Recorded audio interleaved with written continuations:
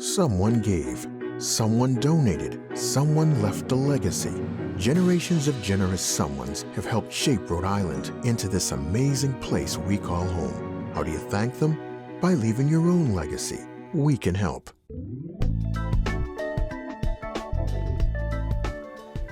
Welcome to another edition of In Another Opinion, a public information program where our discussions are focused on the communities of color in the state of Rhode Island. I'm your host, Peter Wells. My guest today is Mark Warren, professor at University of Massachusetts, Boston, and author of a new book, Willful Defiance, The Movement to Dismantle the School-to-Prison Pipeline. Mark, welcome to the show. Oh, thank you for having me. Oh, it's our pleasure. This subject is one that's been kicked around so much and quite frankly, often misunderstood. Right.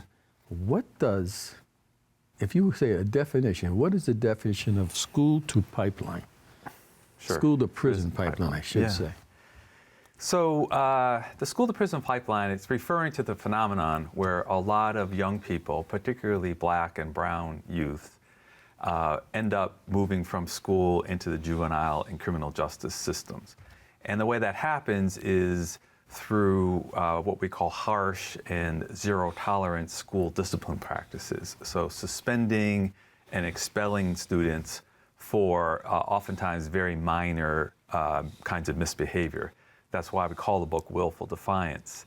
Hundreds of thousands of students are suspended every year for something called willful defiance or disrupting school. That could mean having your hat on inappropriate or refusing to take your hat off. Could mean questioning the teacher about, why history books that you're assigned in school were published in Texas. So challenging authority in any way. Hundreds of thousands of students end up getting suspended. So when students are suspended and expelled, particularly at a young age, then they're often out of school, right, on the street, sure, in interfacing with police officers and ending up rightly or wrongly, as we know, sure, being arrested and ending up in the juvenile and criminal justice systems.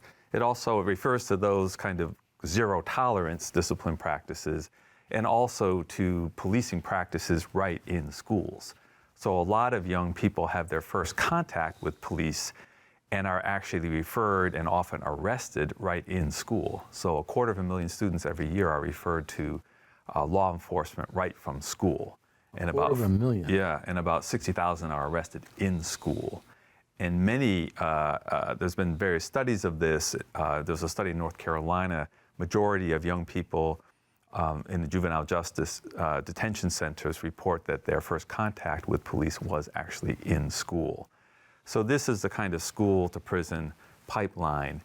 And it affects an enormous number of students every year. So we have 3 million students being suspended every year. It's unbelievable. Yeah.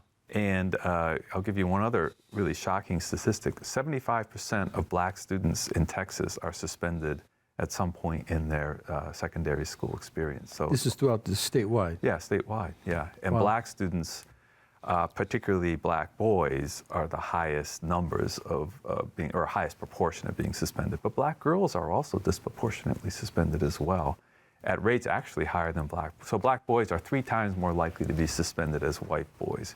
Black girls are 6 times more likely to be suspended as white girls. And similar ideas for police referrals. And speaking of Texas, I've got to ask you the other question. What about the Latino population in Texas being very large? Yeah.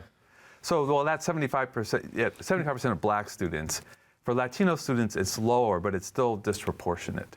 So whereas black students generally are 3 times more likely, Latino students are more like 2 to 2.5 more times likely than white students. So it affects Latino students as well. Sure, it should. And Latino boys. So that's why I would sort of talk about black and brown young people in particular. But Native students are also suspended at higher rates too. True.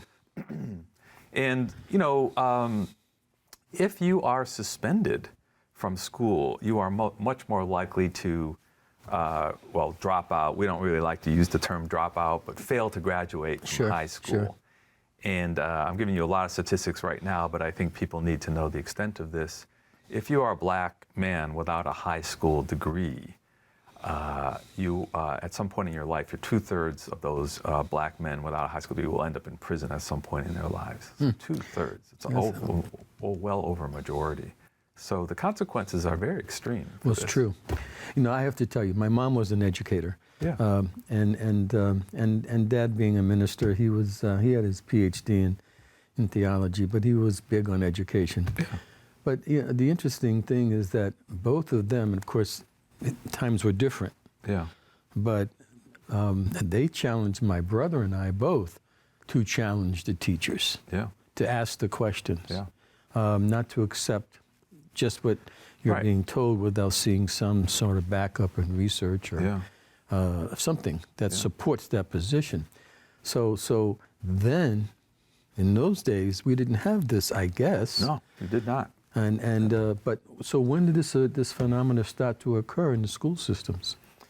It really started in the late 80s and mainly through the 90s. So I think people know, you may know a lot about the rise of mass incarceration, what Michelle Alexander called the new Jim Crow, where we ended up by the early 2000s with 6 million people in prison in this country. It was the same process that was going on in terms of 3 strikes that you're out, zero tolerance in the community, then got transferred over to school. And the term zero tolerance actually comes out of the so-called war on drugs. Right. So schools started to adopt the same kind of zero tolerance policies that were happening in the community. And so it really emerged through the 90s. Same with policing.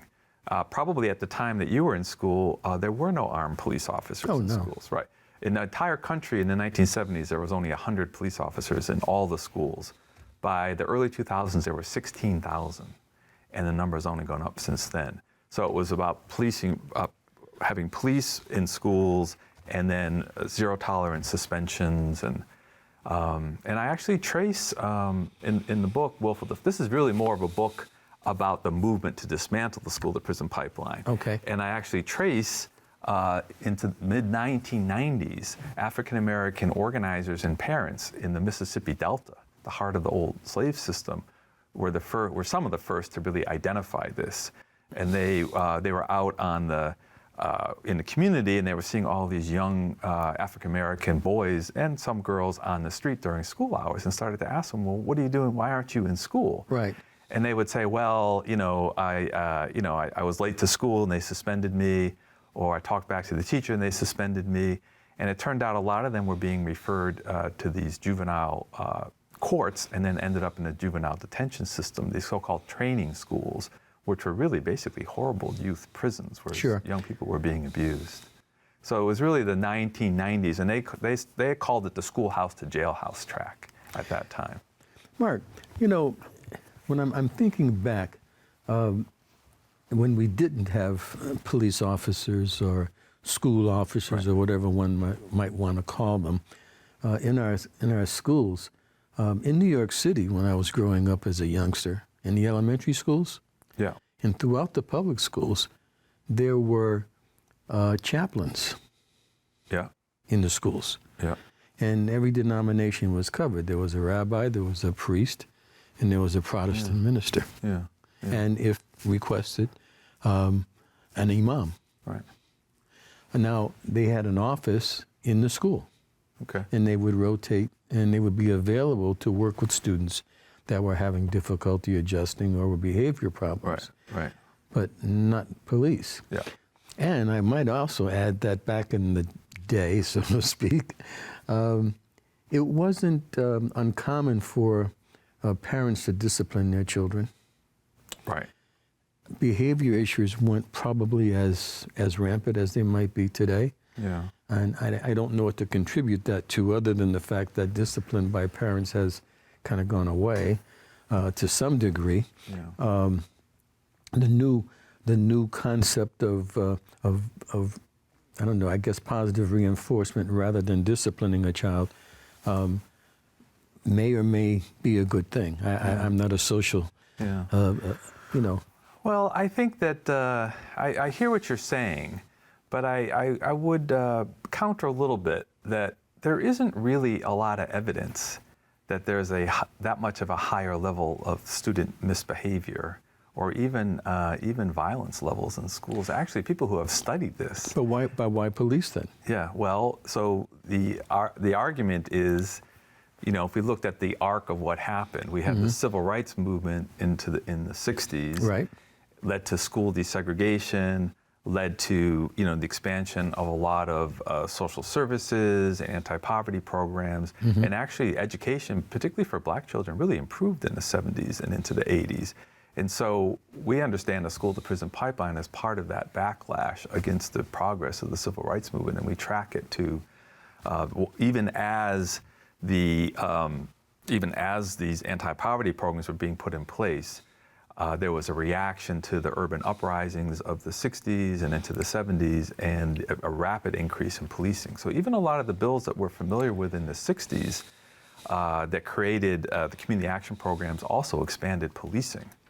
And the war on drugs then expanded policing, and then Bill Clinton's crime bill provided funds for police in schools. So there was really a bipartisan, if you will, move at the federal government, I think in reaction to the gains of the civil rights movement, to bring in this new, that's why I link it to the new Jim Crow, and there's this understanding of why did we have such a huge increase in criminalization and incarceration in this country. Well, Mark, who was responsible for making the decision? You're a professor of public policy.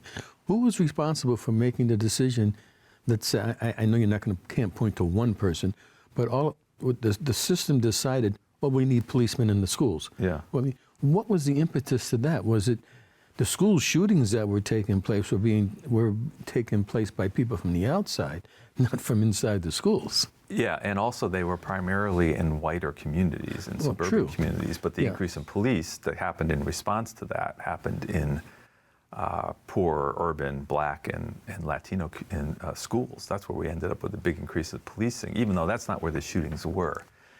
Well, these laws were passed at the federal government level, and then in the 90s, they started to be passed by state governments. But what were the laws that were initially passed? That it allowed for police officers in school, or It funded them. It provided funding to hire police officers to go into schools.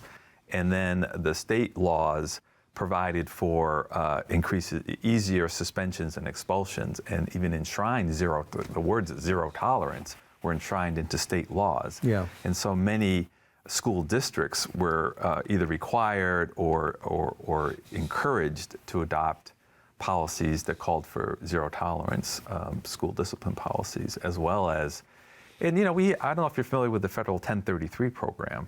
So refresh my memory. That's a program that provides excess military equipment to local police departments for free. Yeah. Well, that equipment can also go to school police. And in Los Angeles, the school police took a tank and semi-automatic weapons as part of the 1033 program.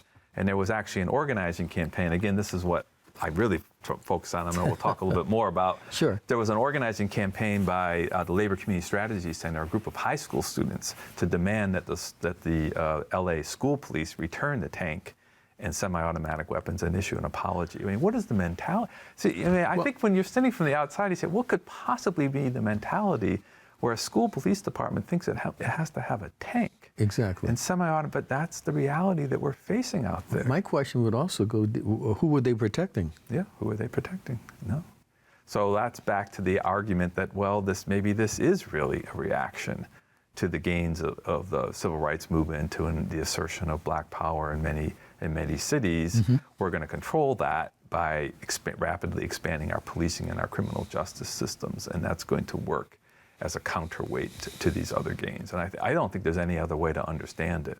Gotcha. And, and it filters down at many levels. And so then you have the individual teacher in a classroom who, majority of whom are white, majority of whom are coming from outside the communities in which they're teaching, raised up in this country in a racialized system, bringing stereotypes, bringing prejudices with them, and then interpreting the behaviors of Black boys, for example, to be threatening or bad behavior requiring discipline and control.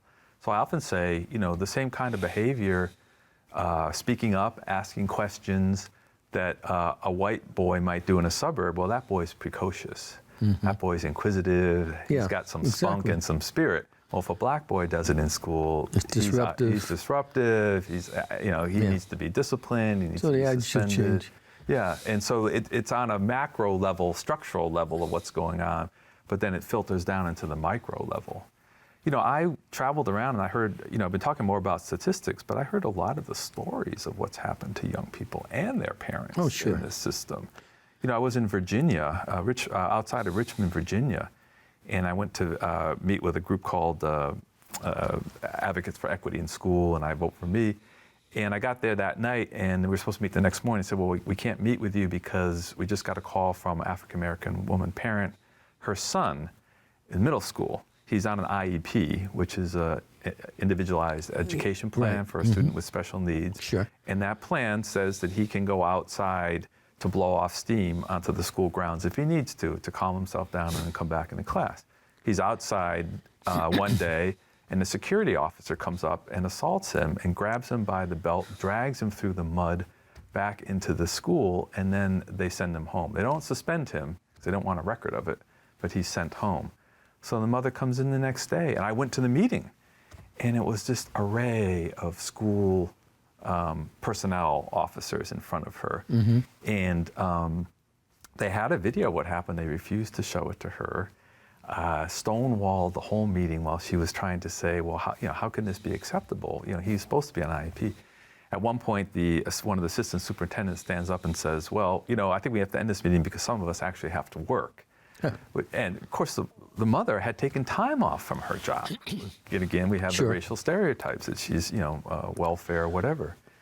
So, Mark, how do we counter this? How do we disrupt this pipeline? Yeah, well, that's what I talk a lot about in the book, which is how parents and young people and communities have in fact organized to change these school discipline policies and reduce these suspensions. Well, what kinds of things have you seen or report in the book?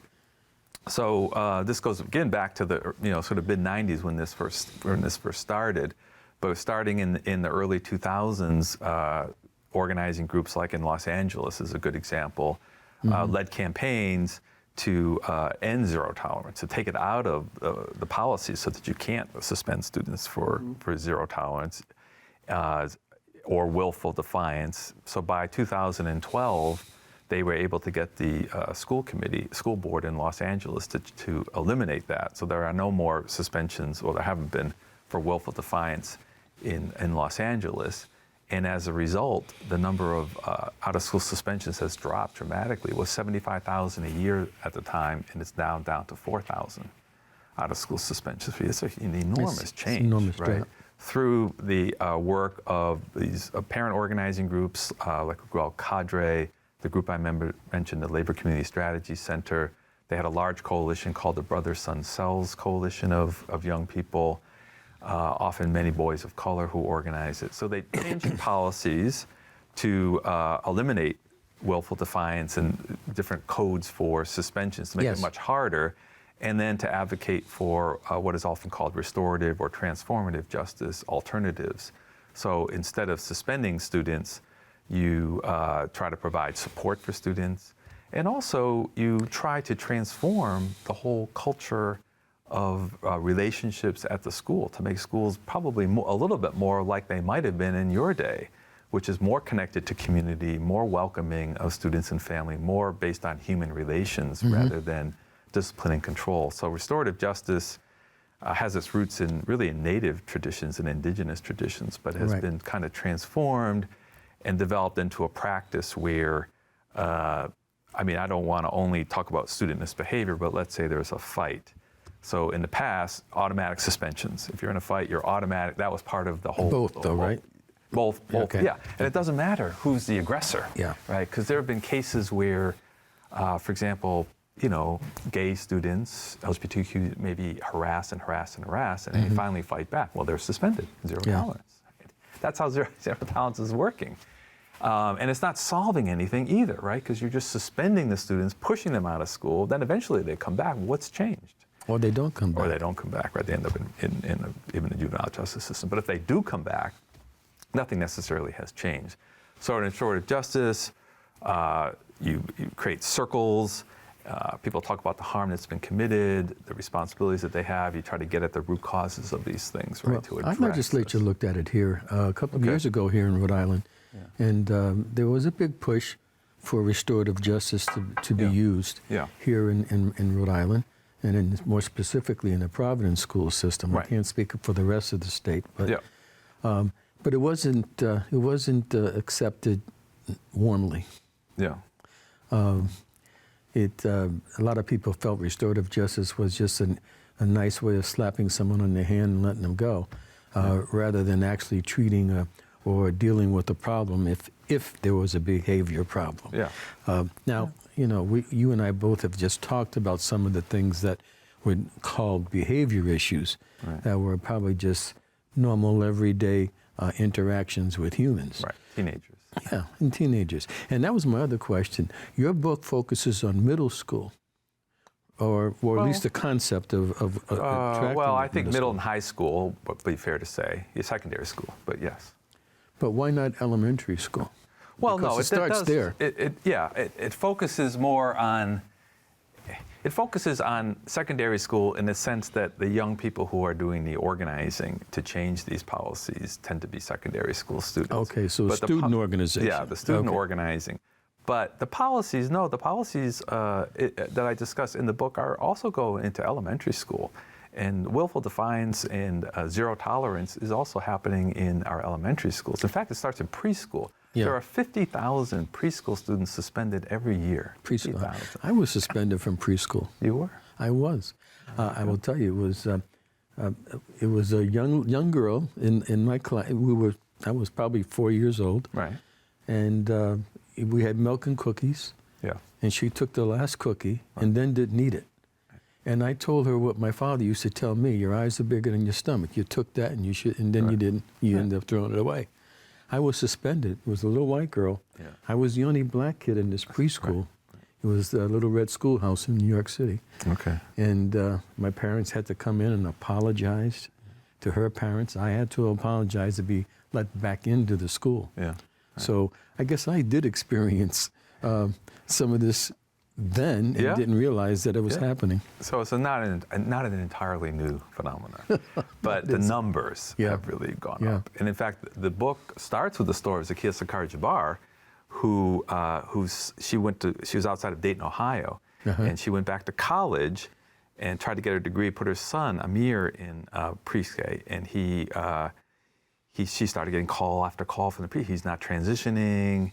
He's, arguing with other students. She's saying, well, this is normal, 3-year-old behavior, right? Don't you deal with this? And he, in fact, was suspended and expelled.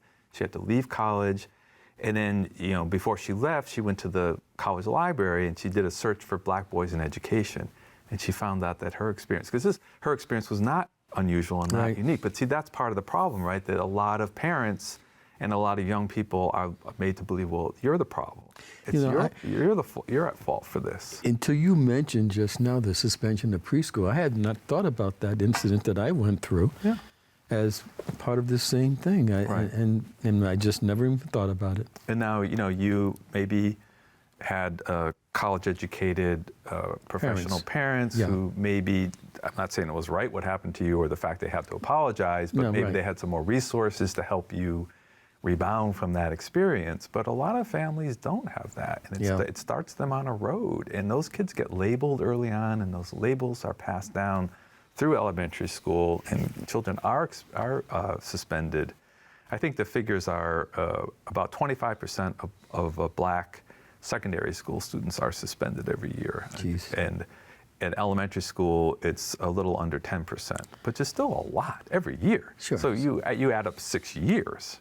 Right? So, something on the order of a third to maybe 40% of black children are suspended at some point in elementary school. So let me ask you this.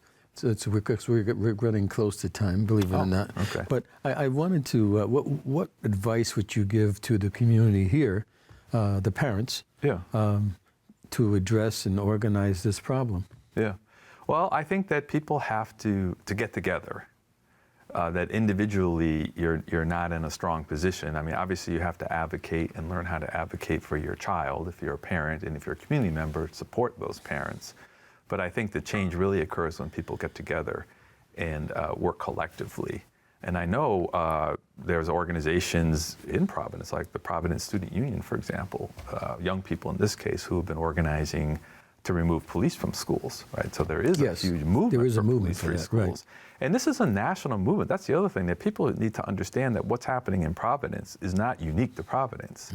This is the school-to-prison pipeline is national, and the movement to end the school-to-prison pipeline is a national movement. It has deep roots in places like Providence, but it's banded together nationally. And so I think that parents need to start, and community members need to start to educate themselves, work together, advocate for changes in policy to either remove police from school, look for alternatives like restorative justice, and as you say, we want the authentic implementation of restorative justice. We're looking for deep change in schools, not fly-by, superficial restorative justice, which may not work that well if it really is superficial. So I think these are some of the things that people need to know, and they need to know that it's not an issue of bad parents or bad children. It's a systemic problem that really has to change. You know, you'd think that the larger community would understand the impact that this has long term on the economics of a community, which is the economics of the city or the town, and i.e. the state. So I just don't understand why we just haven't figured out that, you know, these social issues, you know, collectively figured out that these social issues and the long-term impact of those issues affects the quality of life even of those who aren't affected. Because of the impact economically. It is. I think it's a question for our whole society. I mean, I really end the book, you know, Willful Defiance, talking about the responsibilities of all Americans to address this situation. Yes, exactly. It really affects everybody. And we all have a responsibility to work on these issues. It's not just, it may be a movement that's going to be led in the Black community or in the Latino community, but it's not restricted to that, and people aren't going to win changes on their own. They need a multiracial, they need allies around to say, this, not only is this not right, it's also, as you say, undermining not just our economics, but our democracy. Mark, I'm going to have to cut you off, unfortunately, because we're running out of time, but your comments today, I suggest everyone get a copy of the Willful Defiance. Can that be purchased on Amazon, I imagine, or whatever? Yes, it can be purchased on Amazon or any of your favorite booksellers. And we have a website. If you were to just Google Willful Defiance, you can get a lot more information as well. Very good. Thank you, Mark. Thank you so much. We have run out of time, but I want to thank today's guest, Mark Warren, and you, the viewers, for tuning in to another edition of In Another Opinion. A special thanks to PBS for making this program possible. I'm your host, Peter Wells. Give us your opinion on Facebook, In Another Opinion, and have a great day.